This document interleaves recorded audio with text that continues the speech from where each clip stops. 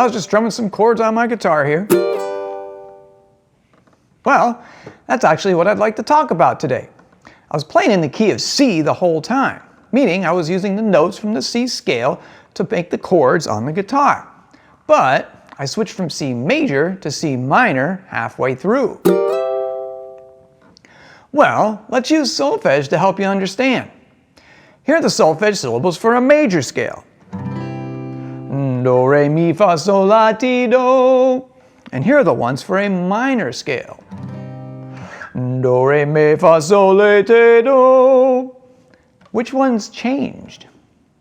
Well, that's right. And those syllables that change go higher or lower. We'll write again.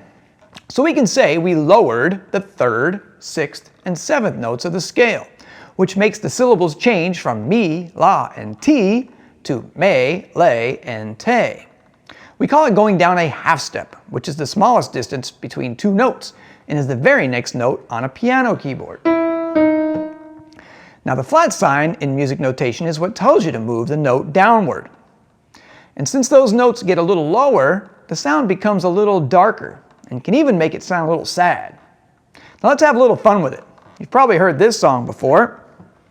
Do you know the Muffin Man, the Muffin Man, the Muffin Man? Do you know the Muffin Man who lives down Drury Lane? But let's change it up a little bit.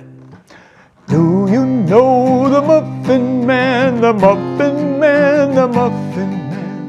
Do you know the Muffin Man who lives down Drury Lane? See what I did there? Get that? See it? Dreary, because it's dreary sounding. I think that was a little sarcastic. All right, it's time to sing a song to learn the difference between major and minor in music.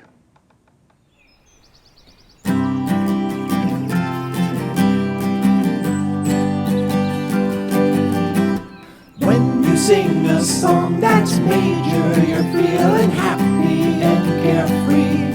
That's because the notes you're singing include the ones called so fa mi. So when the music's light and joyful, it's unicorns and a rainbow. And underneath the music's lyrics, you're probably hearing mi, re, do. But when the song turns into minor, the sky is cloudy and turns gray. That's because the notes you're singing include the ones called so fa mi. And when the song is dark and gloomy, like a scene of wind and snow, you know beneath all of those layers of music you'll find me, re, do.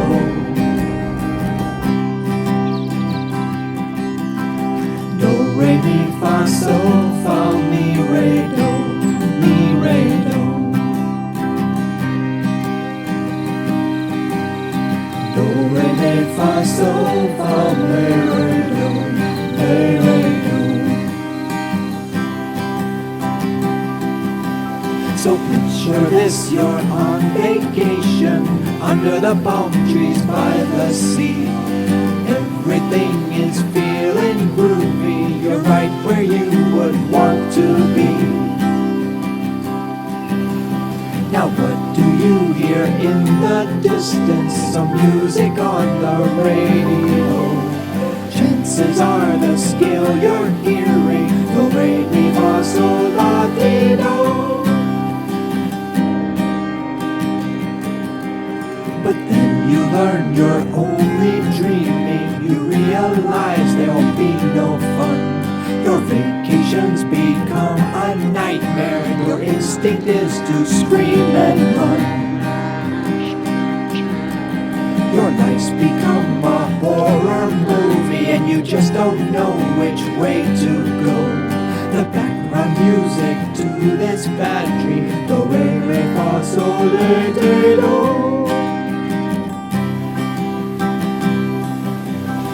Do, re, mi, fa, sol, la, ti, do.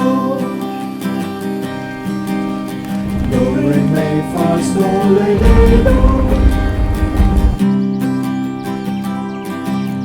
So next time that you hear some music, make it fun and play this game. Try to guess major or minor, 'cause now you know they're not the same.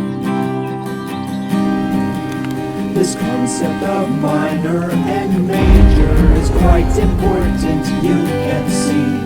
It has a name and you should know it. We know it as tonality.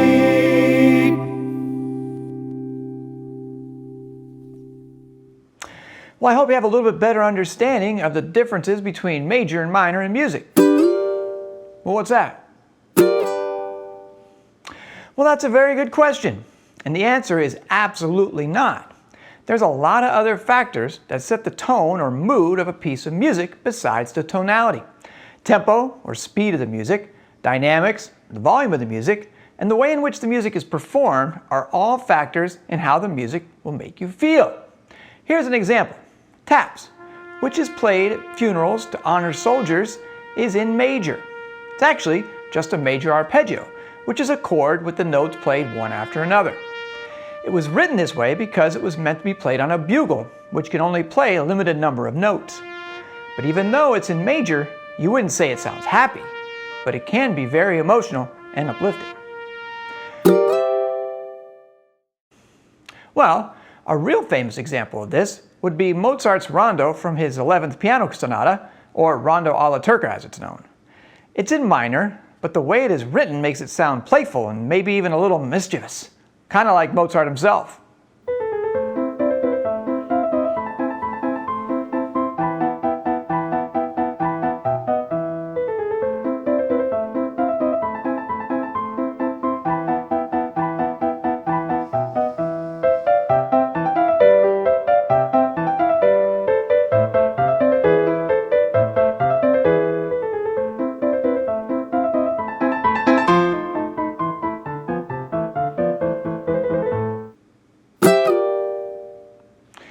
Well, there's a lot of songs out there where the music sounds lively and happy, but the words are sad.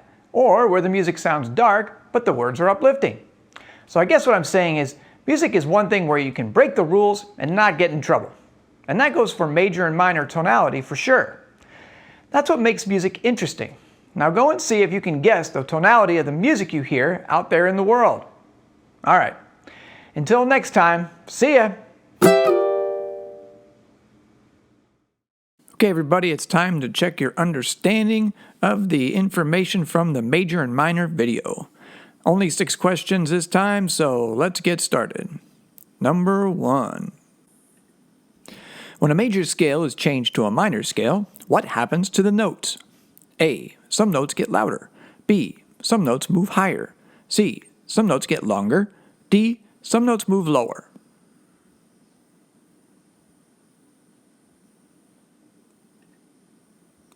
Number 2. When a major scale is changed to a minor scale, which notes are changed? A. The first, second, and third. B.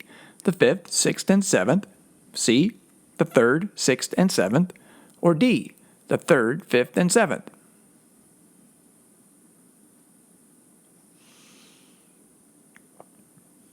Number 3. When a major scale is changed to a minor scale, which syllables are changed? A. Mi, la, and ti. B. Re, sol, and la. C. Do, mi, and sol. Or D. Mi, sol, and la.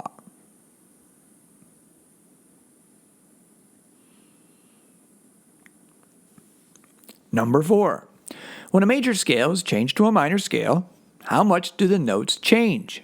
A. They move by a half step. B. They move by a whole step. C. They move by a tritone. D. They move by a fourth.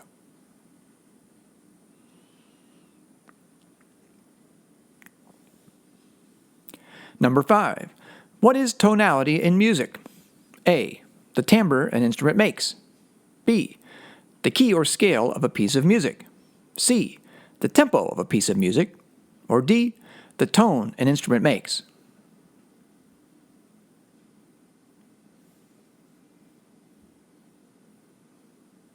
And number 6. Music in a minor key is always sad. True or false?